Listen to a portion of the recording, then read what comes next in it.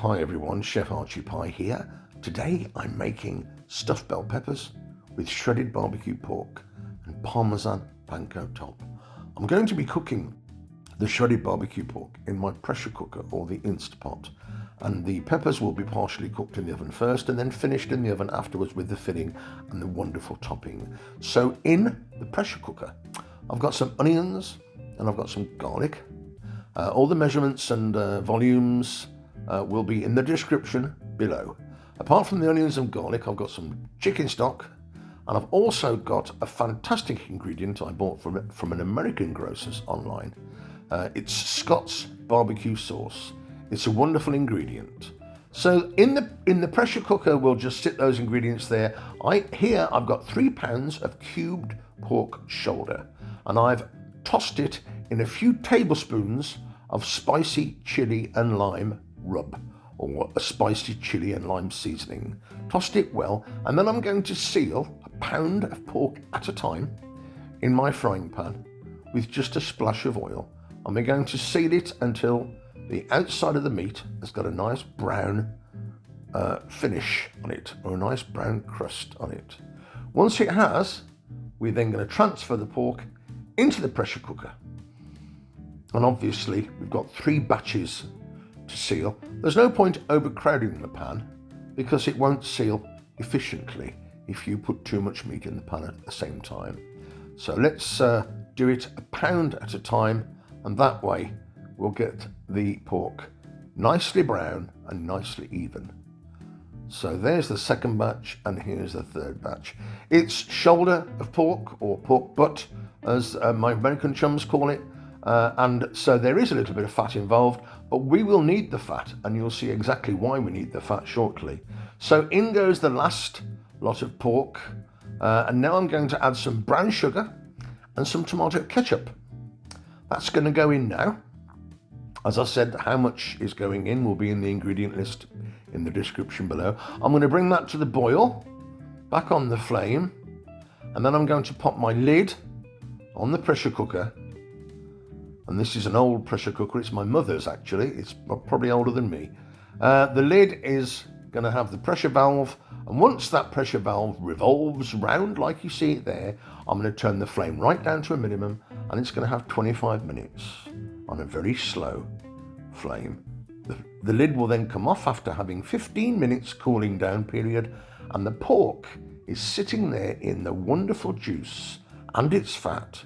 And just to demonstrate to you how tender this pork is, look at that. Absolutely fantastic. So this is going to shred effortlessly. Really, you could even eat this as it is. It's just so good. I'm a big fan of the pressure cooker when time is of essence. So let's shred the pork now with a couple of forks. How finely you shred it, it's entirely up to you. You can just see how you get on. But to be honest with you, if you shred it fine, if you shred it coarse, it will still do a great job in those peppers, I promise you. So once you've shredded the pork with your forks, pop the juices in the saucepan, bring them to the boil, and take off 2 ladles of fat off the top of the juices, and transfer the fat into a plastic jug or a bowl with about 4 tablespoons of flour.